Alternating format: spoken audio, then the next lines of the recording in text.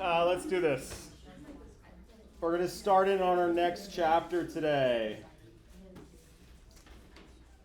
And we're going to lump these four functional groups together here. Ethers, epoxides, thiols, and sulfides.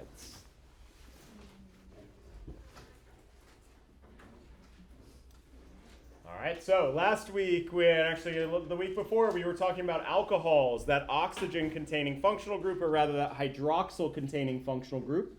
An ether is our other oxygen functional group, but that oxygen is necessarily sandwiched between two carbon molecules, right? So oxygen can have its two bonds and its two lone pairs. If it's bound to two different carbon molecules, we call that an ether. An epoxide is technically an ether, but it's a very special ether, right? We give it its own class because it turns out to be way more interesting and way more reactive than most ethers. And that is if we take that ether and we kink it into this three-membered ring here. All right, this is an epoxide.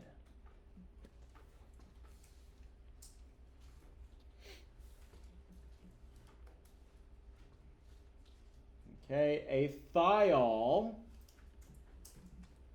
is analogous to an alcohol, but if you replace the oxygen with a sulfur, right? Oxygen and sulfur, they live in the same column on the periodic table, so they have similar bonding properties.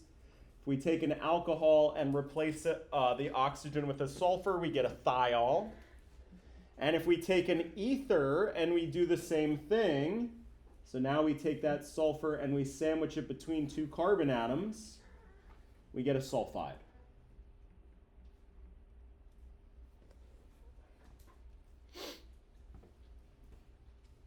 Okay, so these are our four topics of this particular chapter, these four functional groups here. We're going to spend most of our time, we're going to talk a little bit about each one of them, but we're going to spend a lot of time talking about epoxides. It turns out they're the most interesting, they're the most reactive, in part because of this three-membered ring here, this weird triangle shape, all right? So we'll get to that, all right? If we remember when we were talking about alcohols, we were talking about physical properties of alcohols, and we sort of reintroduced these concepts of these intermolecular forces, hydrogen bonding, dipole-dipole interactions, dispersion forces, all right? Now we're going to look at a bunch of different functional groups and talk about their boiling points. All right, and it turns out that this is kind of one and the same as the conversation that we were having before about the strength of intermolecular forces. All right, because let's think about it. When we boil something,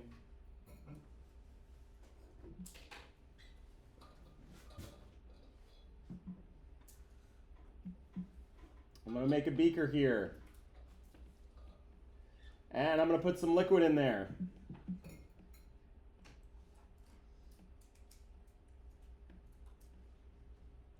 That's too small.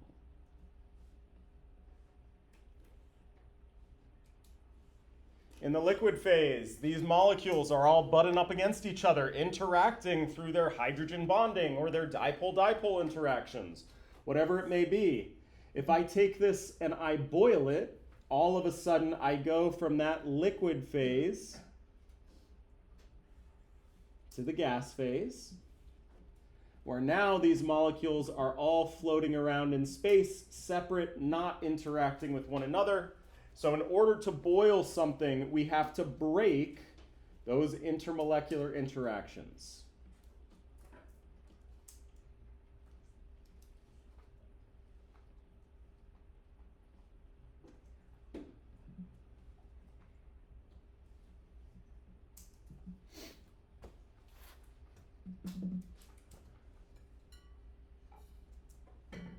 Okay?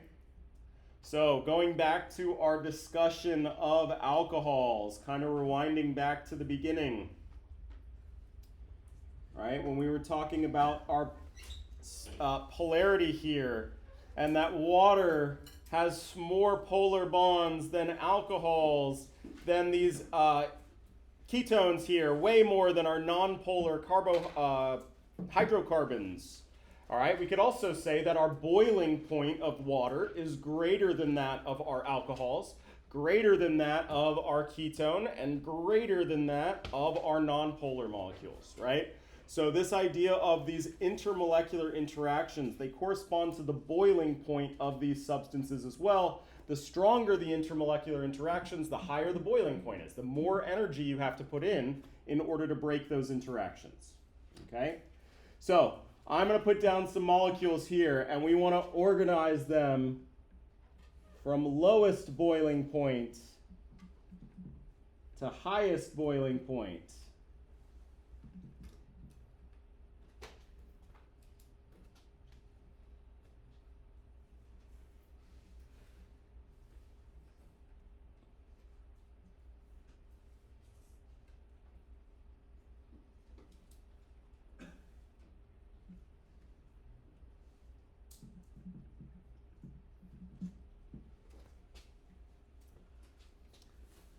All right, so now we're going to introduce here our ether along with an alcohol and an alkane. And we want to think which one of these would have the lowest boiling point, which one of these is going to have the highest boiling point.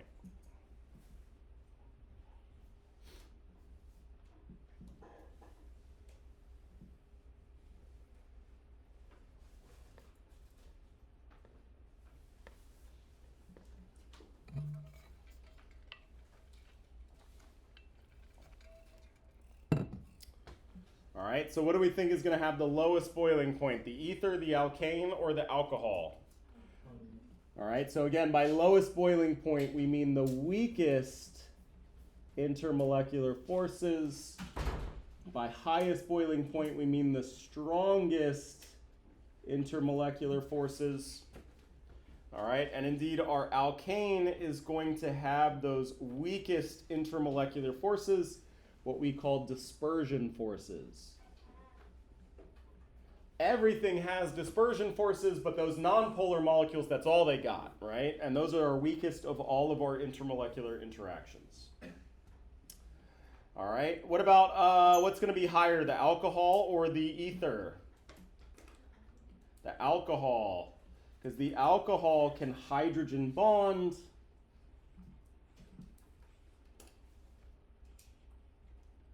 All right, that oxygen is going to be also present in our ether here, but there's no hydrogen on there. So this can only dipole-dipole interact.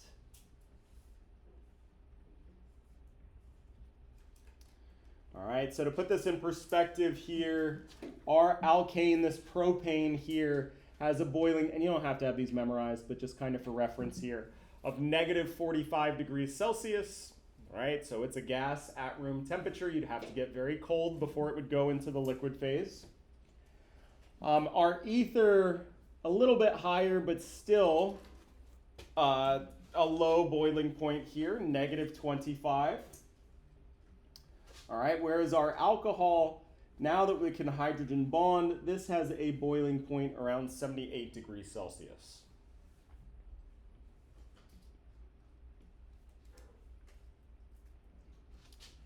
All right, so let's think about two more functional groups and where they would fall. What if instead of an alcohol, we took a thiol? And what about if we keep the number of atoms the same here, but now we're going to make this molecule a carboxylic acid?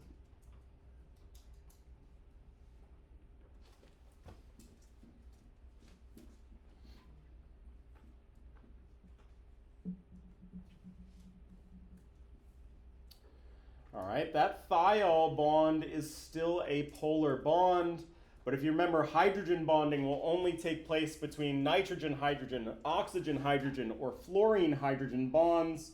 So this sits in the middle here.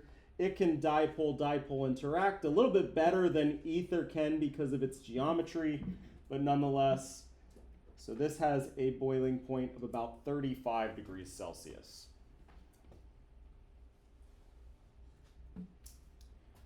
All right? And then if we do our carboxylic acid, this is going to have the highest boiling point out of all of them, because not only can it hydrogen bond, but it can also, through this carbonyl group here, dipole-dipole interact. Right? And so this molecule right here has the highest boiling point of around 100 degrees.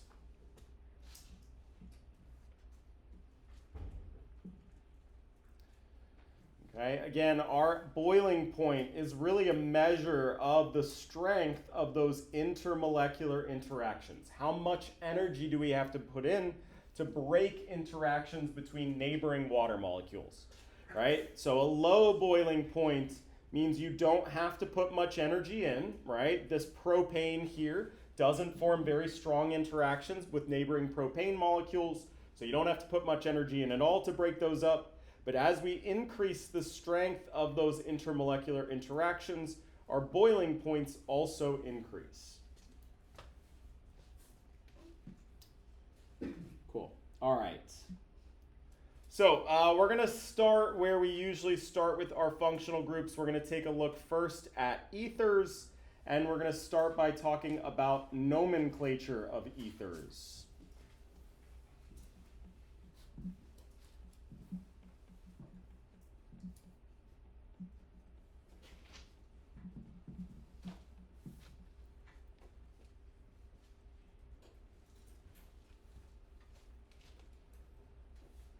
All right, and one thing we want to note kind of like right off the bat here about our ethers is the way that we're going to treat these functional groups is not as a functional group, but as substituents in our nomenclature.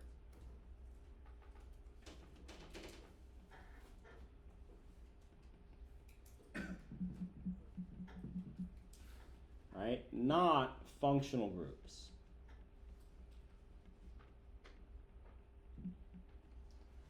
Right? So what do I mean by that? Well, we've seen this before when we were talking about alkyl halides, right? The chlorine in that molecule you refer to as a chlorosubstituent. There's nothing you put in the back half of the name. It goes at the very beginning where our substituents go. We're going to see the same thing with our ethers. There's nothing that we build in the back half of the name. Instead, there's going to be something that we put out front. Okay? All right, so let's get an example here.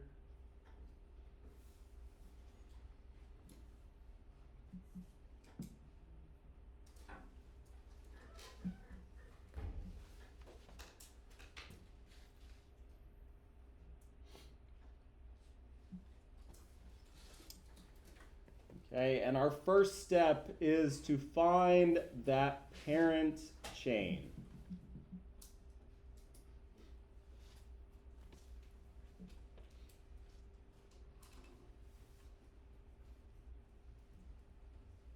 All right. So if we look here, what makes ethers kind of weird is there's kind of like an oxygen sitting in the middle of our molecule.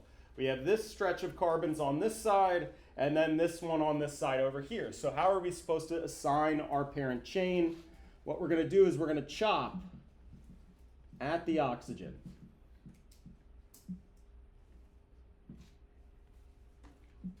All right, so I'm going to look at my ether here.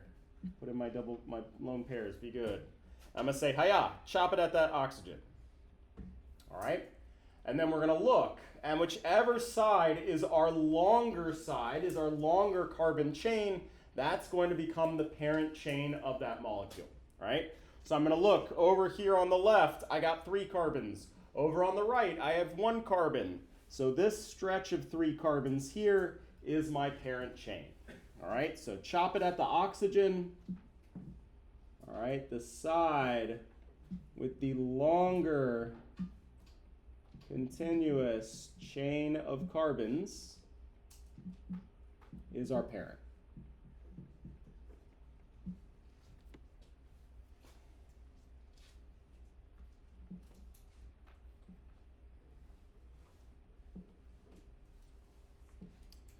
All right, so that means in this example here, this is my parent, which means that this whole thing that fragment, including that oxygen, is going to be considered my substituent.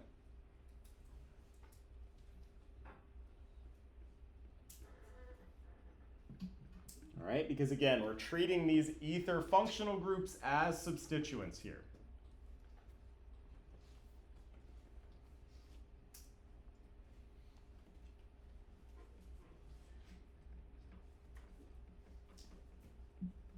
All right, so now step 2 is our substituents. We got to find and name them. How are we supposed to name these things here? All right, so for our ethers, it's going to be that number of carbon prefix plus the ending oxy.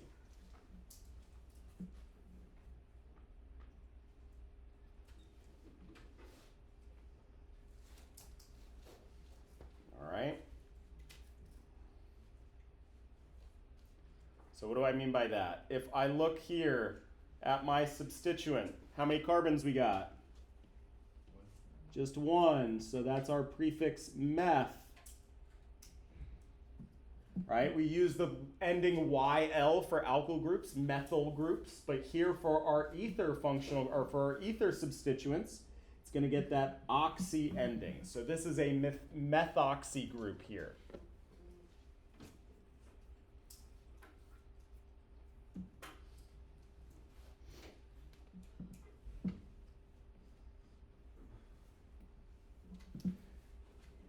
All right, so now we got to number our parent chain.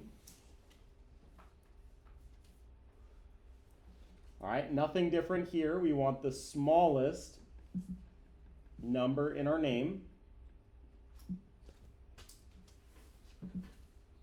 All right, so just like before, if we're looking at our parent chain, we can number this 2 ways. I can either go from left to right, or I can go from right to left.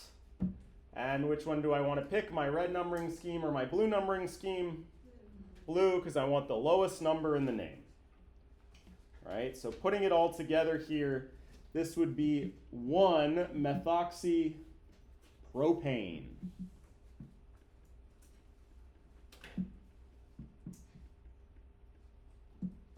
All right, notice how I didn't do anything to the back half of my parent chain name. It just gets that alkane parent chain. All that ether information is sitting out front. It's my substituent in my ether nomenclature. All right, so then step 4, we would assemble our name. We already did that, but remember we would put our substituents in alphabetical order. Nothing crazy.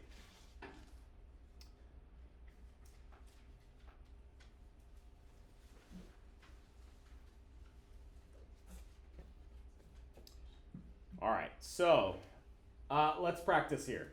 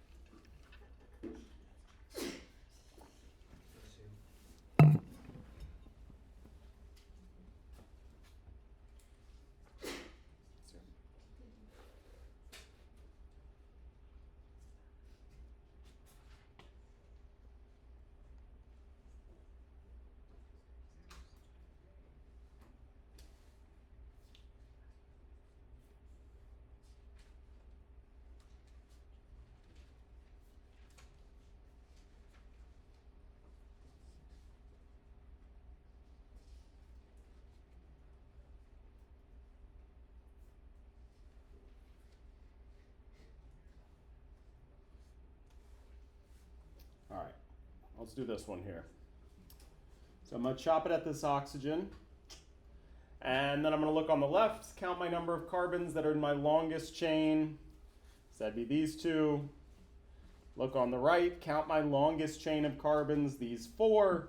So then I'm going to make this side my parent chain over here, right? The longest continuous set of carbons is going to be my parent chain, which means I'm going to bunch this whole thing up here as my ether substituent. Okay, so I have my 4-carbon parent chain. I have my ether substituent. I also have this guy right here. What would we call that substituent? That's just a methyl group. Okay, let's name our ether substituent here. It's got these 2 carbons, so it's got that prefix F. And then since it's an ether, I got to give it that oxy prefix, suffix, so ethoxy. So I have a methyl group in there, an ethoxy group in there. I'm going to number my parent chain. 1, 2, 3, 4. Go the other way. 1, 2, 3, 4. In my red numbering scheme, it's a 1 and a 3. In my orange numbering scheme, it's a 2 and a 4. So I'm going to go with the red one.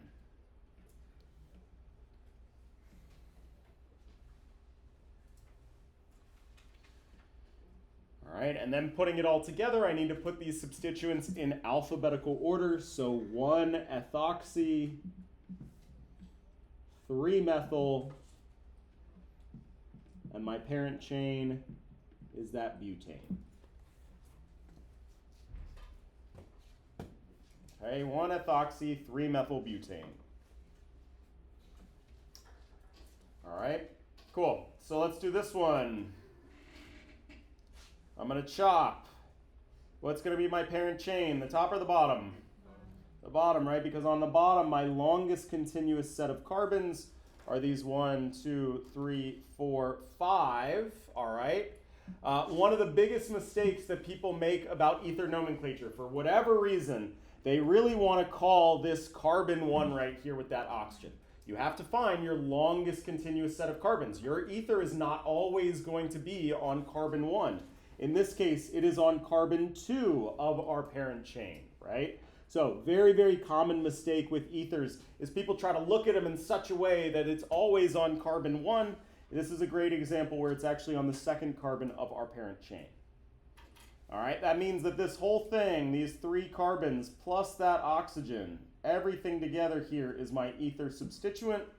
All right, and since there's 3 carbons, this would be a propoxy group.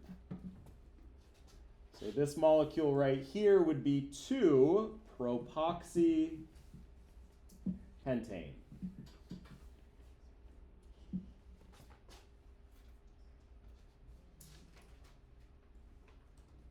All right. Cool. All right, so this is what we would call this systematic naming scheme here is what we would call the IUPAC name, the International Union of Physical and Applied Chemistry. That's that group of scientists that got together and was like, holy crap, we got to start calling things the same thing, because if your lab is calling them one thing and my lab is calling them another, we don't know what we're talking about, right? So this whole standardization of how we name things came from what's called the IUPAC. There are some molecules out there, and ethers are a good example of a class of molecules where even more commonly than you'll hear these IUPAC names are what we just call their common names.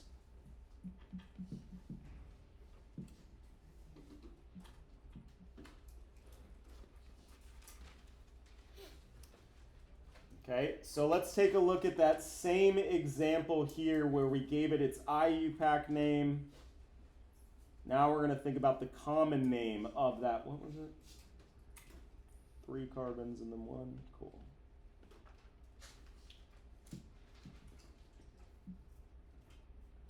Right, our 1-methoxypropane, that was our IUPAC name.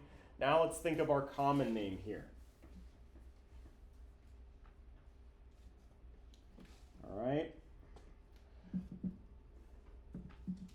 For our common name, these are even sort of simpler to put together. They don't work for every ether, which is why the IUPAC system exists. It works for everything. All right, before our simple ethers, and this is a great example, what we're going to do is we're just going to name our two alkyl groups. We're going to chop at our oxygen, all right, and then name our two alkyl groups.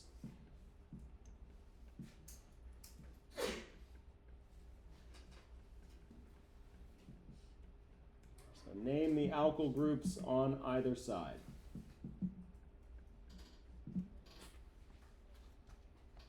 All right, so I'm going to look on the left here. I got 3 carbons. A 3-carbon alkyl group is a propyl group. I'm going to jump to the other side. I have a 1-carbon group. A 1-carbon alkyl group is a methyl group. All right, so to put our common name together, we're going to say our alkyl group 1 plus our alkyl group 2. All right, and these are arranged in alphabetical order, followed by the word ether.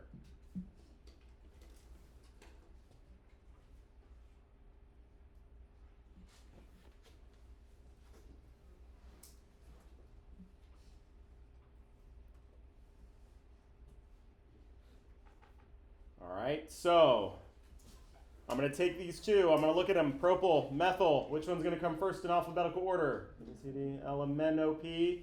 So the M comes first. So this would be methyl. And then there's spaces in our common name. We usually don't see spaces in our IUPAC name. Methyl, space, propyl, ether. Right, so just the name of those alkyl chains organized in alphabetical order, followed by the word ether.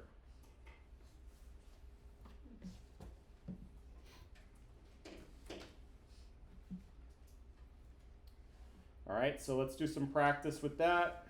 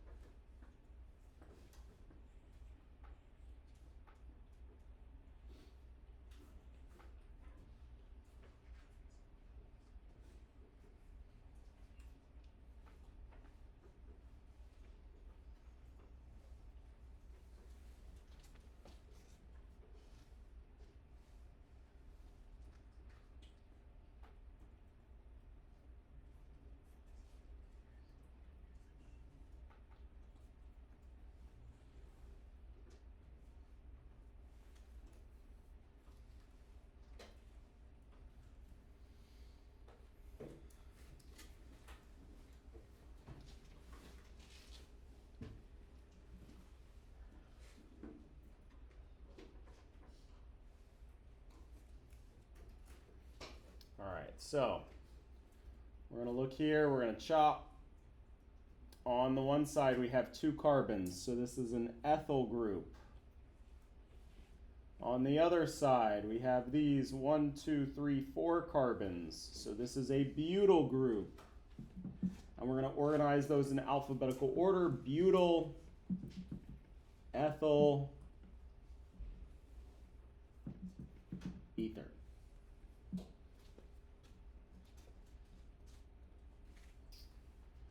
All right, we look at our next example. We're going to chop it at that oxygen. We got an ethyl group on one side. We got an ethyl group on the other side. So how are we going to name that? Diethyl ether. And we're going to talk about reactions here in a second. And what you're going to find is that ethers are kind of boring. 99% of the time, they're not used as reactants in an experiment. They're used for something simpler, like a solvent or something like that. Actually, very typically used as a solvent for the reason that we were talking about before. They have pretty low boiling points, which means that they're easy to get rid of at the end when you don't want them there anymore, right? You can boil them off really easily.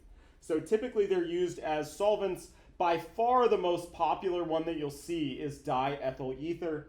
So popular, in fact, that this is often just called ether, right? You'll be looking at a protocol and it's like, yeah, use 5 mils of ether. And you're like, what the hell? That's a category of molecules. No, they're specifically referring to diethyl ether, just by far the most common one, so much so that it gets that name, just ether. All right, and then this one I put on here just to kind of be a pain in the butt and remind us of our branched alkyl groups that we should know the name of. On the one side, this is an ethyl group.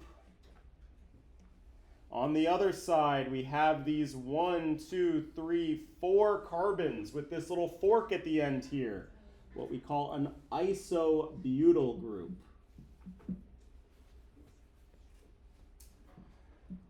All right, and so when we arrange these in alphabetical order, this would be ethyl, isobutyl, ether.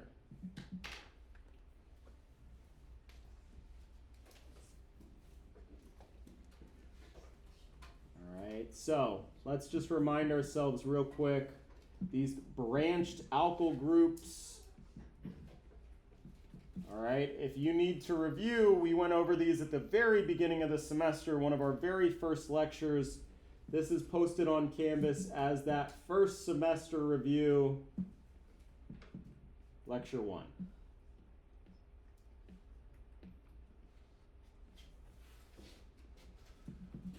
It's like the last 10 minutes of that video or so. Okay? As a reminder, a lot of people only interact through a course through their to-do list on Canvas. There's a lot more information on your Canvas page, right? Each module is organized, or rather each chapter is organized into a module. There's the learning objectives for that chapter, as well as all of those lecture videos, right? So if you go back to that first semester review module, we talked about branched alkyl groups in that very first lecture. Okay. All right, so we're going to kind of introduce, and we'll pick up at this next time here, our reactions of ethers. Again, ethers are kind of boring. We're going to have a way to make them and a way to break them apart, and that's kind of about it, right? They're not really great starting points for chemical reactions. Okay, so what we're first going to talk about is our acid catalyzed ether synthesis.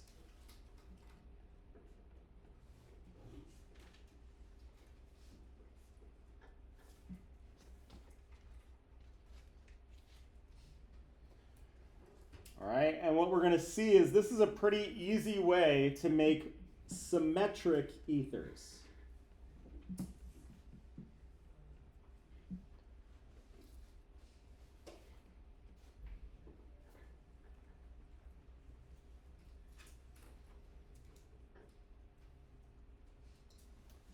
All right, so if we took something like ethanol, and we had it in this acidic environment, it would react to form the symmetric ether, that diethyl ether or just referred to as ether often.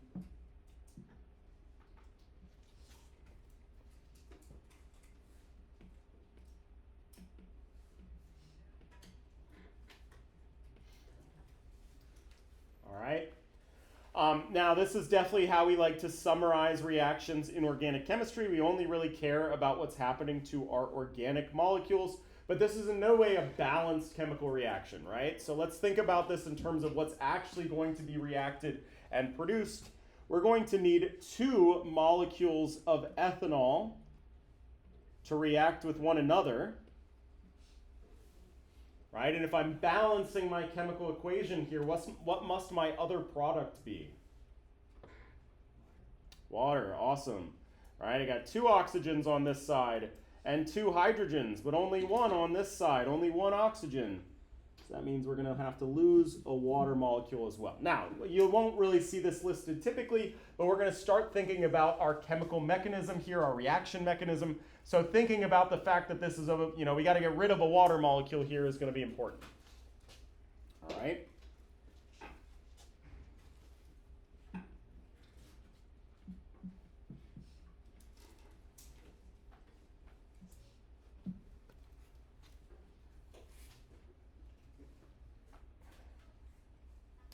Okay, so first of all, let's just look. What bonds are we going to have to make? What bonds are we going to have to break here in order to do our chemical mechanism? All right, let's just kind of think here. Play the spot the difference game, looking at both sides of our chemical reaction. What are our new bonds? And what are the bonds we're breaking?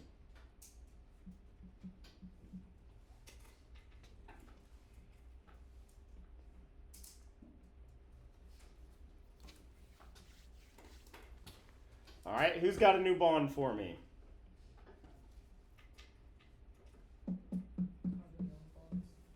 The carbon-oxygen bond. We wouldn't call it a carbonyl because it's just a single bond, but yes, that carbon-oxygen bond needs to be formed. All right. What else? What bonds am I going to have to break here? An OH bond. So let's stretch this out. Right. We're going to need to get rid of this one here.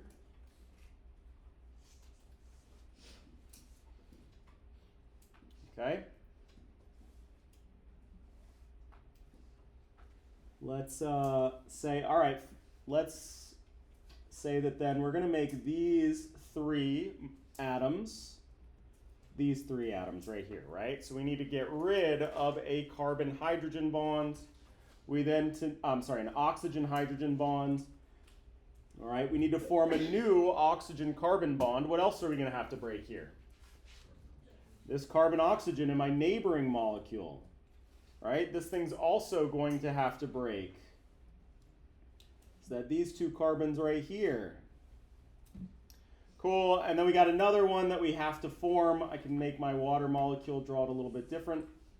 We see that we're going to have to form a new oxygen-hydrogen bond as well. All right, so I got my new bonds in blue. I got my broken bonds in red. Okay, and then kind of keeping track of my fragments here for my green parts and my orange part. So hopefully we can see how this is going to have to come together here.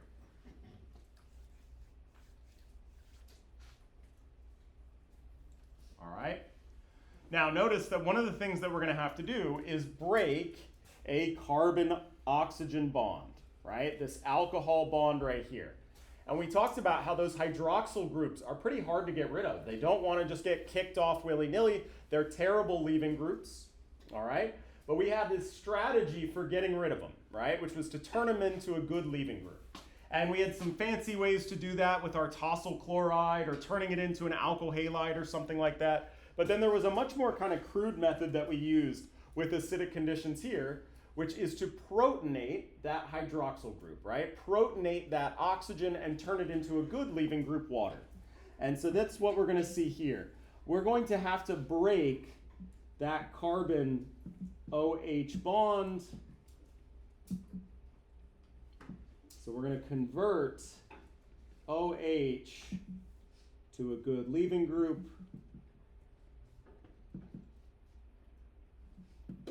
by protonating it.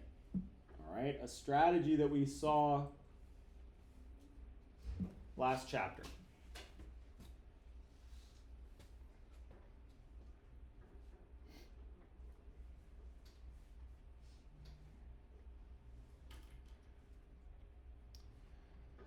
Cool. All right, let's start there then. Here's my alcohol. Here's my other alcohol. I want to form my symmetric ether.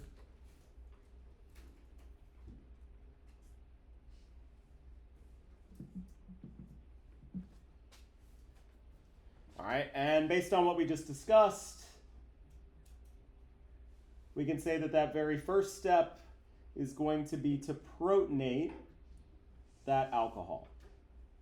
All right, so we got our hydronium ion here. And we're just going to protonate one of them. I want everybody to take a second and do that very first step in our mechanism. What did we just talk about? We've seen this before. Protonating that OH group is a very common first step in our reaction mechanisms under acidic conditions.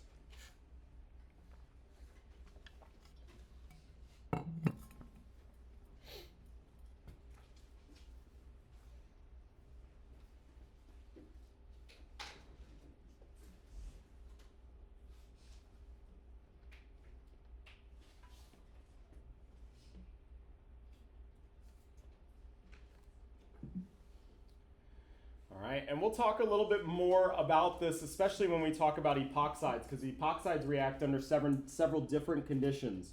But what I just want to kind of point out here, and we want to keep in mind, is this reaction takes place under acidic conditions, right? So then our acid, our proton donor,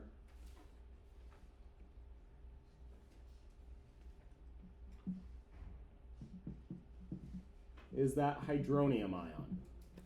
All right, that's what we should see here. Our oxygen reaches out and grabs that hydrogen from hydronium. We get one alcohol that's kind of just the same, but our other alcohol molecule has now been protonated. So I'm going to give it's lost that pair of electrons, that's in a new bond. Now it's got this positive charge.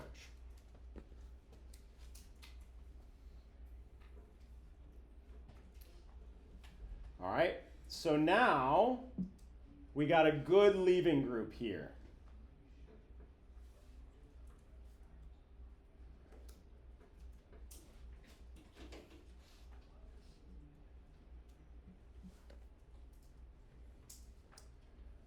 All right, so let's look. Since we have this good leaving group, what do we think is going to be the nucleophile in this next step? Where's a lot of electron density sitting between these two molecules? Only two atoms in here have any electron density. Which ones are those? The oxygens. Which one of these oxygens is going to be more nucleophilic, is going to have more electron density? The one with the positive charge or the one that's neutral? The one that's neutral, right? So this is going to be, this thing is our nucleophile here. Our electrophile is going to be the carbon that's in our polar bond but has that good leaving group attached, right? So our nucleophile is going to attack our electrophile and kick off that water. So we have our leaving group gone. We're almost done here, except we haven't formed our ether. We still have this proton. All right, so we're like so close to the end here. We just got to get rid, oops, and I need a positive charge on that oxygen. It's only got one lone pair and 3 bonds. All right, we just need to get rid of this hydrogen. We need something to accept a hydrogen. What do we call proton acceptors? Base. So under acidic conditions, our proton donor will just be hydronium, a normal acid. But our base, our proton acceptor, we're not allowed to use some strong base like hydroxide. That wouldn't exist under acidic conditions. So under acidic conditions, water will be your proton acceptor. So that means in order to finish off this mechanism here, a water molecule is going to act as a base and deprotonate that oxygen, leaving me with my ether here. Cool. All right, we'll pick up this next time.